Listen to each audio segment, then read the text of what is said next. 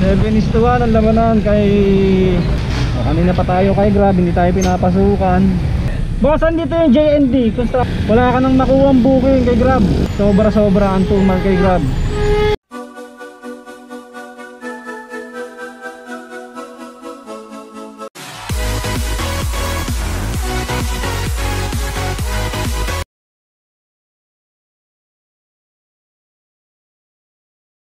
Yan mga kabiwan mo to, nakakuha na tayo ng first order natin kay Grab.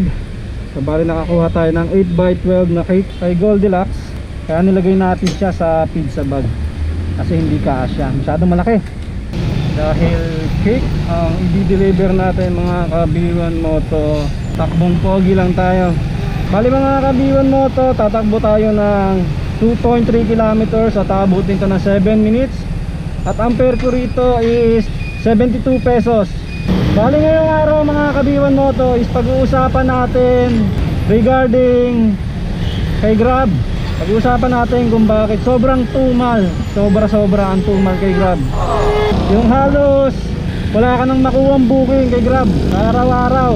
And then halos tambay na lang ang ginagawa mo sa mga establishment kasi nga wala nang booking.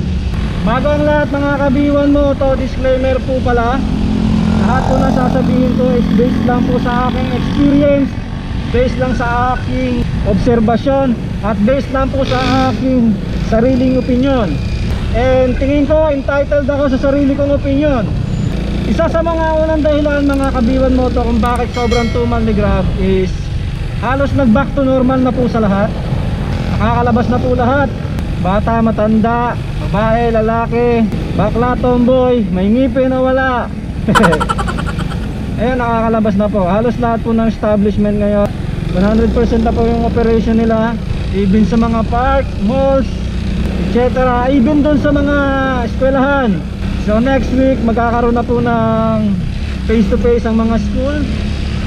Yung iba nagsimula na, pero yung iba Monday pa lang mag-start. Isa yan sa mga naging dahilan kung bakit sumobrang tumal. And yung mga nagpapadeliver sa mga delivery apps is mas pinipili na lang lumabas para makapag-bonding dun sa mga pamilya nila. Kasi 2 taon din sila na tenga dun sa mga bahay-bahay nila, hindi sila nakalabas. Kaya sa ngayon sinasamantala nila yung pagiging malaya nila. And kailangan din talaga yon para syempre maging okay na yung ekonomiya natin. Dahil sa pagbubukas ng mga establishment, nagkakaroon ng mga profit. So yung ibang mga nagtatrabaho, nagbali ka na rin. Ang naging epekto lang sa aming mga delivery rider is talagang tumumal. Boss, andito yung JND Construction. JND Poultry Santa Maria ba yan? Opo. Ano pangalan? JND Brother Supply eh. JND. Ano yung pagkain ng mga manok? Ay, Great Kingdom? Saan ang Great Kingdom dito? Ah, ito? Ba't mali? Okay, salamat. Ayan mga kabiwan mo to, nandito tayo sa Great Kingdom. Boy! Shout out Austin.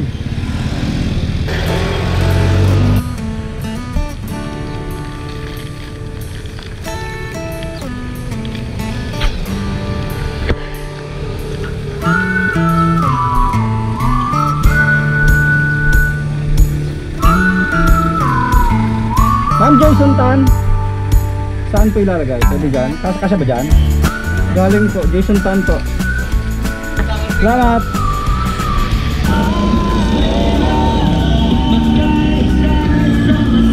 Yan mga kabiwan mo to, eskwela na. Yan mga kabiwan mo to, isa sa mga malaking epekto sa amin talaga yon. Pero syempre hindi naman natin pwede alisin yun kasi mangyayari po talaga yon, na makakalabas na po uli ang lahat. Hindi katulad kasi talaga nung pandemic, walang sasakyan, bawal lumabas ang lahat. Kaming mga delivery rider ang mga busy nung araw na yon, yung mga panahon na yon. Dahil kami lang ang pwedeng lumabas at kami lang din yung mga pinapayagan lumabas na mga kinauukulan yung panahon na yon. Kaya mga kabiwan mo to, pabalik na tayo sa pinanggalingan natin at medyo masama ang panahon. Isa to sa mga kalaban ng mga rider pagka ganitong nagbabanta ang ulan, medyo madilim. Actually madilim talaga. So sana huwag naman lumakas. Nakakaisang biyahe pa lang noon tayo. Ayan mga kabiwan mo to, nakakuha na naman tayo ng order, pero hindi kay Grab, kay Food Panda. O, kanina pa tayo kay Grab, hindi tayo pinapasukan. Ilang oras na, nasa 3 oras na tayong nakakay Grab. Nakakaisang booking pa lang tayo. Samantalang kay Panda nasa 7 na ako. Anong oras na ako lumabas? 7:1. 7:1 ang labanan kay Grab versus Panda. 7 kay Panda, isa pa lang kay Grab. Ayun, isa sa mga dahilan mga kabiwan mo to is sobrang dami ng rider kay Grab. Although sobrang dami rin ng rider kay Panda, pero mas maraming booking pa rin talaga kay Panda. Kasi nagkaroon ng mas hiring si Grab last time, kaya sumobra yung rider, sobra yung rider kay Grab. Bali meron akong separate vlog nun, check nyo na lang yung channel ko, yung mas hiring ni Grab rider sa mga Food Panda rider, mga galing ng Food Panda. So automatic kasi sila naging food sila, so, nag-apply sila kay Grab. Sobrang dami ng mga Grab rider ngayon, kaya isa yun sa mga dahilan bakit tumumal ng gusto. Bali siksikan na yung mga rider sa isang tambayan pa lang, sa sobrang dami ng rider ni Grab. Yun yung naging disadvantage nung nagkaroon ng hiring. Talagang sobrang tumal, sobrang tumal, grabe. Pangatlo is yung merchant. Ang nangyari, sobrang dami ng rider, konti yung merchant niya. Dapat bago nag-hire si Grab ng mga maraming Food Panda rider na pinag-apply niya sa Grab, dapat ang ginawa niya is inuna niya muna yung mga merchant para mas maraming orderan yung mga customer, mas maraming booking. Sakaling dumami man yung rider, at least kahit papano masustain yung demands ng mga rider. Talagang tutumal yun kung wala namang merchant tapos daming rider, edi konti lang din yung ma-orderan ng mga CS. Dapat yung unang ginawa ni Grab na pinadami niya muna ng pinadami yung mga merchant nila para dumami yung mga orders, para kahit magdagdag siya ng magdagdag ng mga rider niya, sasapat yung mga bookings, yung mga orders, dahil nga maraming merchant na pwedeng orderan ng mga CS. So doon lamang sa kanya si Food Panda sa part na yon. Marami talagang vendor, maraming vendor si Food Panda. Kahit saan ka mag-drop, halos kahit saan ka mag-drop mayroong papasok sa'yo. Kay Grab hindi, imposible mangyari yun. Mga kabiwan mo to, nandito na tayo sa drop off natin. Hanapin na lang natin yung specific na address. 741 lang po. 741 po.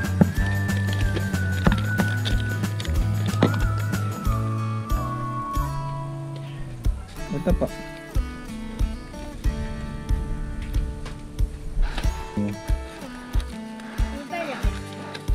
Sige kuya, okay rin po. Ako na yung barya. Okay, salamat. Salamat po. Nagtip yung mga bata. Wala kasing barya. So yan mga kabiwan mo to, yun nga ang pinaka naging problema yan. Tapos pang-apat, ipapasok na natin yung supply and demand.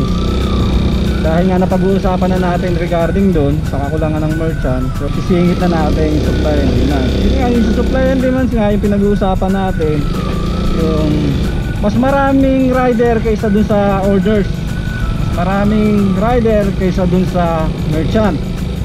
So ibig sabihin, kasi dapat para kumita ang isang rider, kailangan magkaroon siya ng orders o magkaroon siya ng booking na at least 10 booking minimum kada araw, para kumita siya ng kahit pa paano decent naman yung kita niya.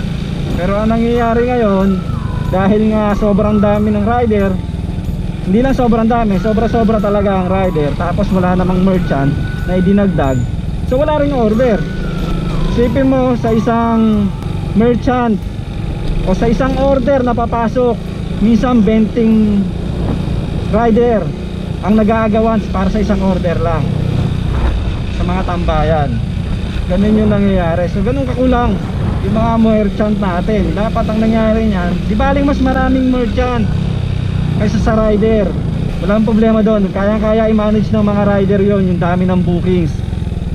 Kaysa naman kulang yung merchant, yan ang nangyayari, puro tambay na lang ang ginagawa ng mga rider. Yung ibang rider, hindi talaga pinapasukan maghapon. Yung iba naman, swerte na makalima, 12 oras na biyahe.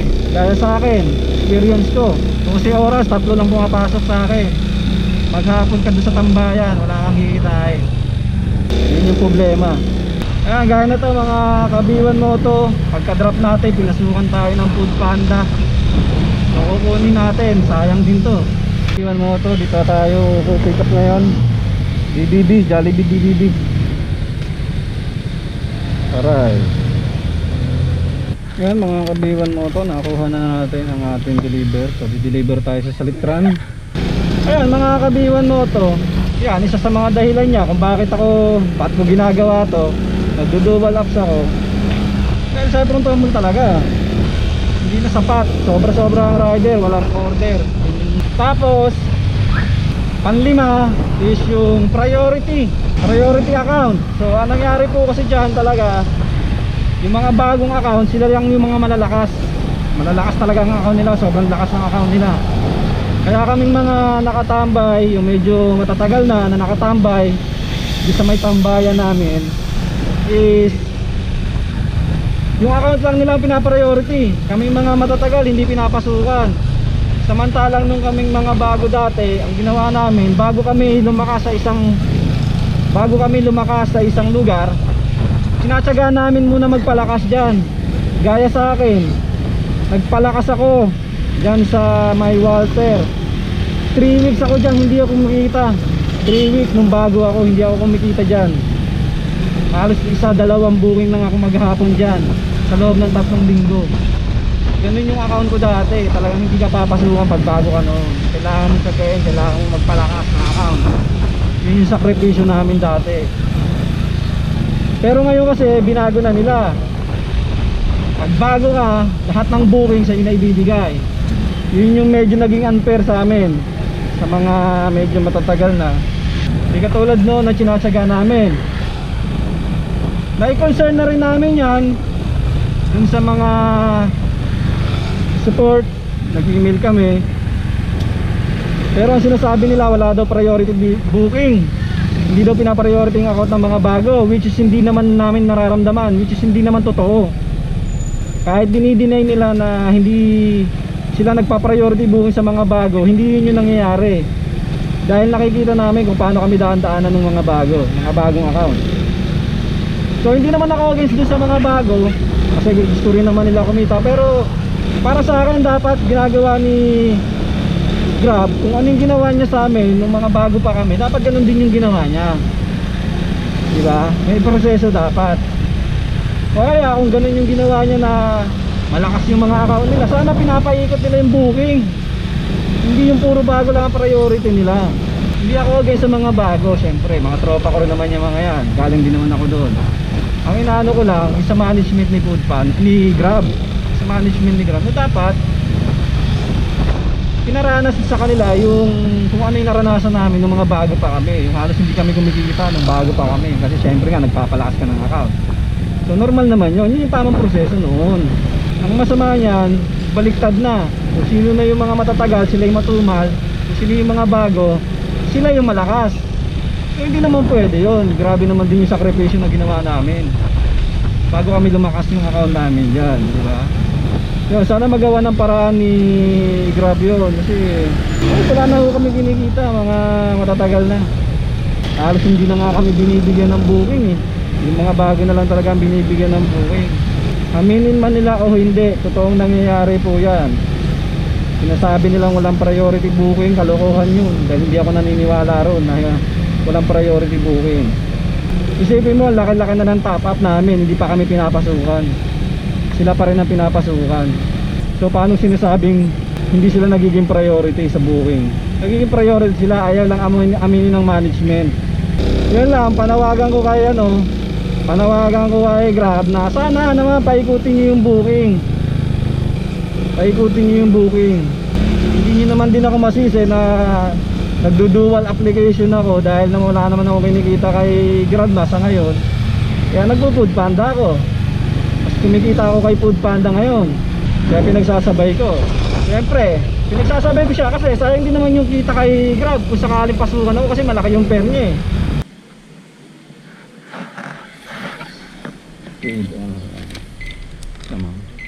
Salamat po. So yun, na-deliver na natin mga kabiban mo to yung drop natin kay Food Panda. Hindi ko maiwasan na hindi ako mag-dual apps kasi nga dahil sa nangyayaring sistema ni Grab na halos hindi ka na kumikita dahil wala talagang booking. Ano gagawin natin kung walang booking? Siyempre gagawa tayo ng mga diskarte natin. So which is sabi nila bawal daw na nagdo-dual apps ka, pero kung bawal yun, ano bang solusyon ng Grab regarding doon? Kung mabibigyan niya ng solusyon yun, siguro hindi mapipilitan yung ibang rider na dual apps kaya ko. Alam ko hindi lang naman ako gumagawa niyan dual apps na, maraming gumagawa niyan. Pero syempre kahit nagdo-dual apps ako, hindi ko naman ino-compromise yung mga orders ko. Kung alam kong same way lang naman at hindi ako maghihintay ng ganun katagal, syempre kukunin ko yan. Kukunin ko yan. Syempre ayoko rin naman may reklamo ako ng mga customer. Syempre tayo mga kabiwan mo to is ang gusto natin kumita. Kaya gumagawa tayo ng mga diskarte na alam natin kikita tayo, di ba? Siyempre kung hindi ka naman pinapasukan kay Grab, mas maraming booking kay Food Panda, di pagsasabayin ko na lang sila. Hindi ko naman kasi pwedeng patayin si Grab ko kasi lalong tutumal yung account ko pagka hindi ko binabiyahe. Hindi ko rin mapatay, hindi ko rin siya mapatay. Araw-araw na nga bukas yung apps ko sobrang tumal na ako lalo na siguro pag nagpatay pa ako. Kaya ayoko na mangyari na yun. Yun mga kabiwan mo to, yun lang naman ang yun lang naman ang pananaw ko dyan. So medyo nakakainis talaga dahil sa mga ganong nangyayari. Yun, sana nasa management ng Grab, sana magawan nila ng paraan niya, padamihin nila yung mga merchant na kahit saan ka mag-drop, may papasok na booking sa inyo. Sana mawala na yung palakasan ng account. Kasi kawawa naman yung ibang rider na napatagal na. Mas sila pa yung tinutumal kaysa doon sa mga bagong account. Kasi sila yung mga nagiging priority. Sana paikutin yung mga booking. Tapos magdagdag ng maraming merchant para kumita naman yung mga rider. Ayan mga kabiwan mo to. Siguro hanggang doon na lang ang vlog natin ngayong araw. Sana nakatulong sa mga Grab rider, Food Panda. At sana naging informative at nagustuhan ninyo. Kaya ako lang naman po is nagsasabi lang ng aking mga opinion. And alam kong entitled ako sa mga opinion ko. And na-experience ko naman po talaga yan. Linag lang natin at pinaalam lang natin sa mga nanonood kung ano yung totoong mga nangyayari sa ngayon sa delivery apps natin. Kaya hanggang dito na lang mga kabiwan mo to. Always remember, pray before you ride. Ride safe, God bless. Biwan mo to out. Bye bye.